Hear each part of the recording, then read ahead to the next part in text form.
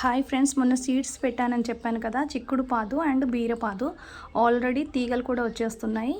ఇంకా చిక్కుడు పాదు అయితే చాలా బాగా గ్రో అవుతుంది. అవి కూడా తీగలు పాకుతున్నాయి. సో నేను మా ఓనర్ వాళ్ళకి ఇచ్చాను కింద పెట్టమని. సో ఎలా పెరుగుతాయో చూడాలి. ఇంకా ఇంట్లో విషయానికి వస్తే మాత్రాన నేను పాట్స్లలో చిన్న చిన్న కుండీలలో ఇలా మనీ ప్లాంట్స్ పెడతానన్నమాట. అంటే కిచెన్లోకి ఎంటర్ అవ్వగానే మనకి కొంచెం పాజిటివ్ వైబ్స్ రావడానికి, గ్రీన్గా అంటే మొక్కలను చూస్తే ప్రశాంతంగా అనిపిస్తుంది అని చెప్పి నేను ఇలా పెట్టుకుంటాను మొక్కలని. సో ఇలా 2 మనీ ప్లాంట్ని పెట్టుకున్నాను.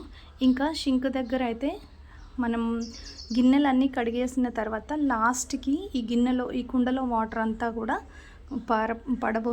పడబోసి మళ్ళీ కింద కూడా అంతా క్లీన్ చేసి లోపల కూడా మంచిగా కడిగి వాటర్ అనేది ఫిల్ చేసుకుంటాను. ఇంకా స్నేక్ ప్లాంట్స్ అనేవి ఇంట్లో కంపల్సరీ ఉండాలి. ఈ స్నేక్ ప్లాంట్స్ అనేవి ఆక్సిజన్ని ప్యూరిఫై చేస్తాయి, అంటే చెడు గాలిని పీల్చుకొని మంచి గాలిని విడుదల చేస్తాయి.